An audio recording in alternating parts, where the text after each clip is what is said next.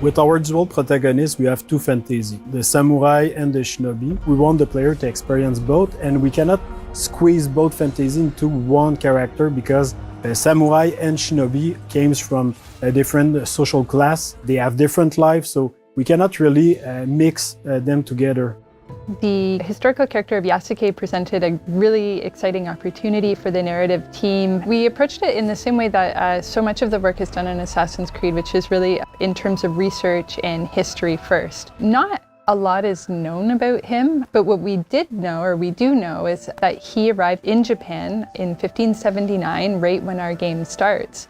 And that he had relationships with some of the most interesting people in our setting, like Oda Nobunaga, the Portuguese, and Jesuits, which made it very sort of tantalizing and enticing from a narrative perspective to come in and start weaving these facts with story in between.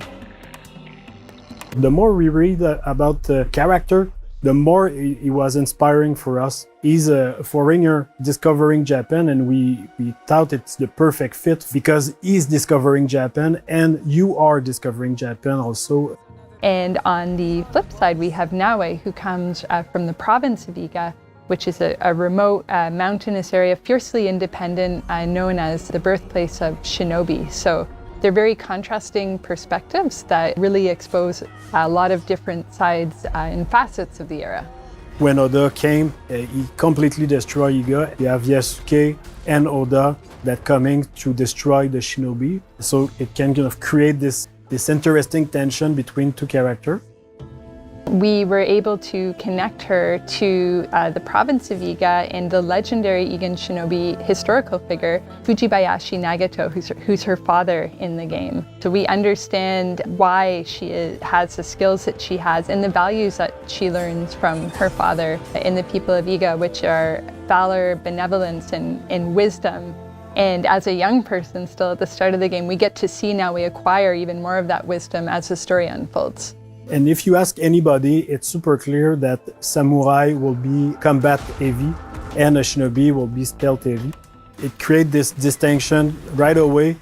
Yasuke can fight with all his advantage, his stature, like he's a big guy, he can break door, he can fight multiple enemies, he can break armor. Compared to Naoe, like her character and their outfit, it's really about being stealth, being unseen. She's the only one with the hidden blade, so they have clear advantage that put them into the stealth and the combat, even if they can do a bit of both. They're a really great pair together because on one side we have Naoe, who's very intense and passionate and determined woman who is very set on her goals. She's kind of got her heart on her sleeve and she'll say what she feels in the heat of the moment. And this intensity that she brings as a shinobi, but that she also brings to her relationship. And this balances very well with Yasuke, who is sort of a thoughtful, level head to Naoe's fiery passion.